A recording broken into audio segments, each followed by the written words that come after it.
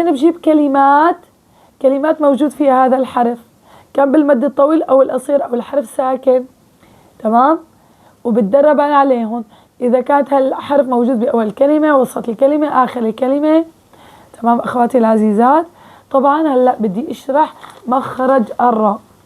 طبعا مخرج الراء طرف اللسان مع شيء من ظهره مع ما يحاذي من لثة الأسنان العليا، يخرج منها مخرج الراء.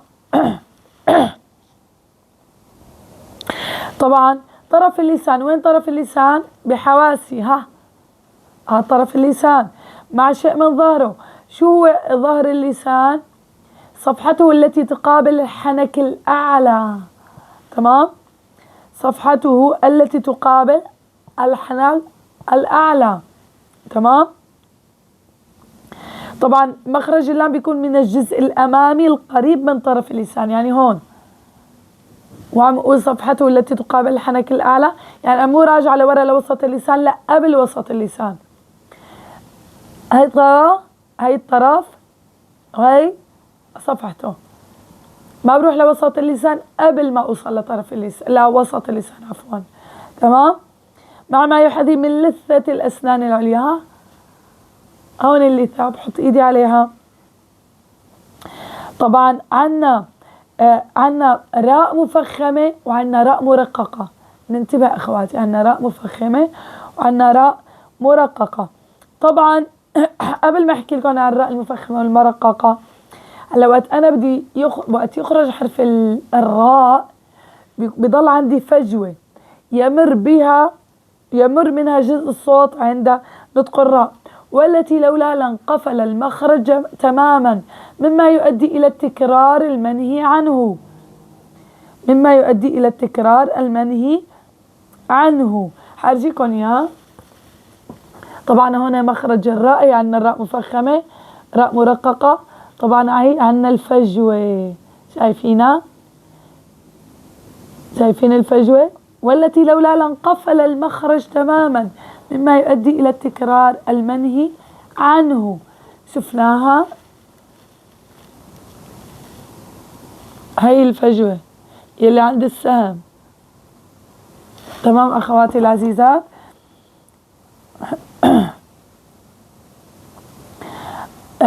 طبعا عندنا راء مفخمة وراء مرققة.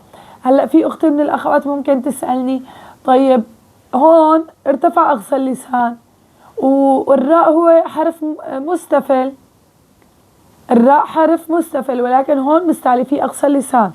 هلأ شو بصير عنا؟ هلأ يصاحب الراء المفخمة تقعر لوسط اللسان، رح أجيكم إياها. فتضيق في الحلق، بتضيق بالحلق، مجرد ما تقعر وسط اللسان وصار عنده تضيق بالحلق، هون ارتفع لحاله أقصى اللسان، تلقائيا ارتفع. شوفوا شايفين التقعر؟ تقعر وسط اللسان فضاق المخرج الحلق، فصار عندي آلية التفخيم، تمام أخواتي؟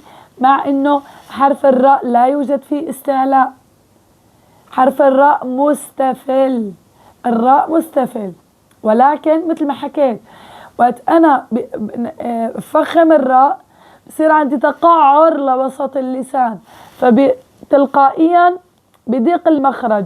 وتقعر الوسط، حاولوا قعر الوسط، شوفوا شلون أقصى اللسان لحاله بيرجع لورا، وبيضيق عند الحلق، تمام؟ فتلقائيا بصير آلية التفخيم، تمام؟ طبعا بخلاف المرققة، المرققة اللسان بوضع الراحة، تمام؟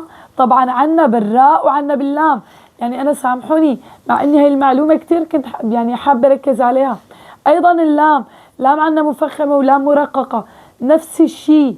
وقت أنا بنطق اللام المفخمة بتقعر وسط اللسان، فتلقائيا يرتفع أقصى اللسان، بضيق عند مخرج الحلق، يضيق عند الحلق. وقت بقعر وسط اللسان يضيق عند الحلق، فتلقائيا بصير آلية التفخيم. أر أر أر أرا أرا أرا، شايفين؟ وقت بتقعر وسط اللسان بضيق المخرج عند الحلق، فبصير آلية التفخيم.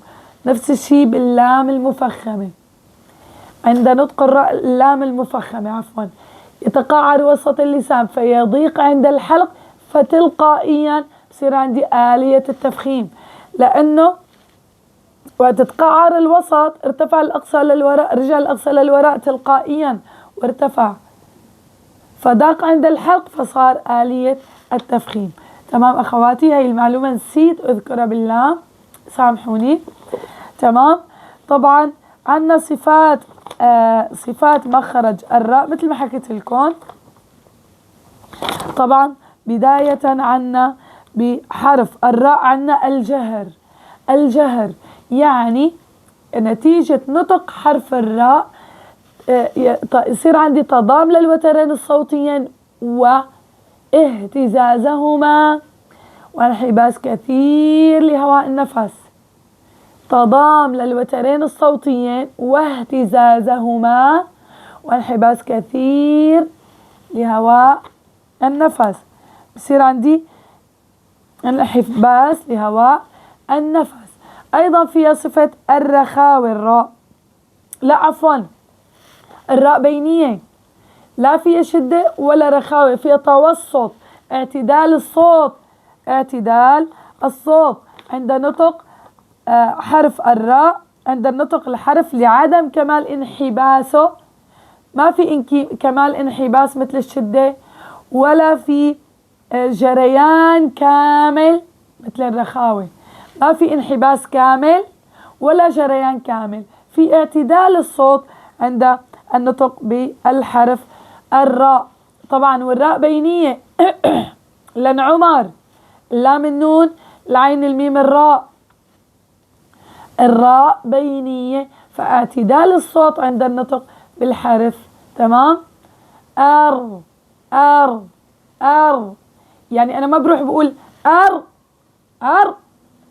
طبعا يعني هاي من الأخطاء الشائعة إني أنا أقول أر، سكر مخرجها. هلا أنا جبت شدة فيها وسكرت الفجوة بنفس الوقت. الرحمن، تمام، سكرت مخرجها وما جبت فيها فجوة، تمام، يعني أعطيتها شدة. هلا مثلا في أخوات بيقولوا الرحمن بلفوا لسانهم بالراء. أيضا هذا خطأ شائع إني أنا ادفعي لسانك للمقدمة عادي، ممكن بالبداية تكرري تقولي أر طبيعي، بالتدريب حتى ما يصير يلف لسانك فيها، شوي نتيجة التدريب فبتخف بخف هذا التكرار. تمام، بخف التكرار. يعني مثل ما حكيت انه اخوات بيقولوا الرحمن الرحيم فبيلفوا لسانهم بالراء. تمام. او انهم بيكرروا الراء الرحمن الرحيم، بيكرروا الراء. طبعا هي كلها من الاخطاء الشائعة. الرحمن الرحيم. طبعا هون الراء عنا ساكنة، بحاول أعطي زمن بسيط للراء الساكنة وجيب المتحركة. الطريقة الصحيحة الراء إر أور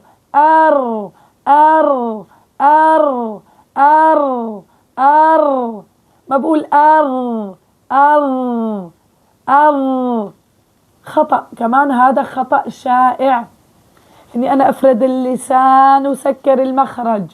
تمام، ما هي حكينا من طرف اللسان. تمام اخواتي. طبعا فيها استفال بالراء المرققة، حكينا بالمفخمة عند تقعر وسط اللسان يضيق عند المخرج فبصير آلية التفخيم. الراء مستفيلة، الراء يعني انخفاض لأقصى اللسان بالراء المرققة. فيها أيضا صفة الانفتاح، انفراج ما بين ظهر اللسان والحنك الأعلى. طبعا وقت أرجيتكم المخرج يعني الانفتاح واضح، شايفين الانفتاح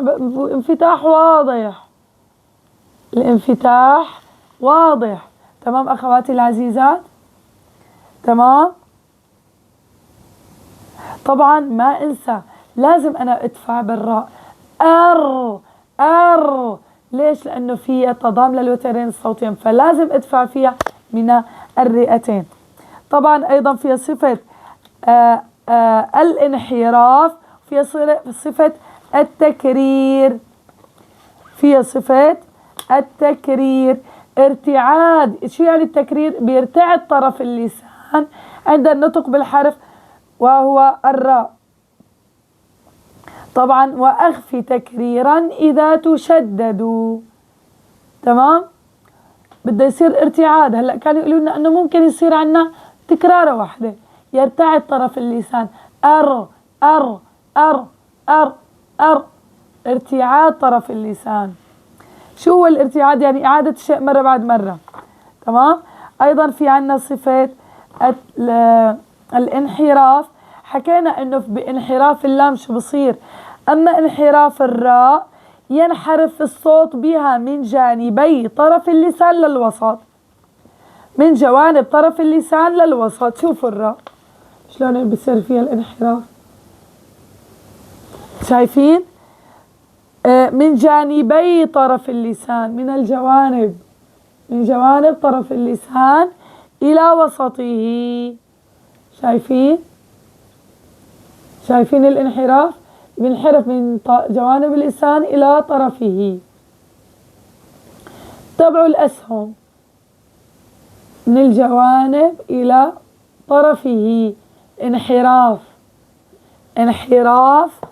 تمام. انحراف طبعا الصوت اللي بينحرف من جانبي طرف اللسان إلى وسطه، من الجوانب. ها، طرف اللسان إلى وسطه.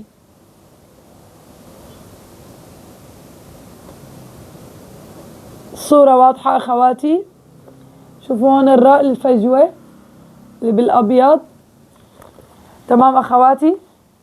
طبعا هذا هاي الانحراف. تمام أخواتي؟ كتير لازم الراء كتير أخواتي. تمام. برجع بعيد الآلية الصحية. أر أر أر أر را رو ري. تمام أخواتي العزيزات؟ لا ننسى يا أخواتي نعمل اشتراك للقناة ونضغط على زر الجرس ونعمل مشاركة لكل الأصدقاء والأحباب، عسى والعالي يستفيدوا من هذه المعلومات ويكون لكم الأجر والثواب. طبعا بس بدي أقول معلومة، إنه الراء هو حرف قوي، الراء حرف قوي. تمام أخواتي؟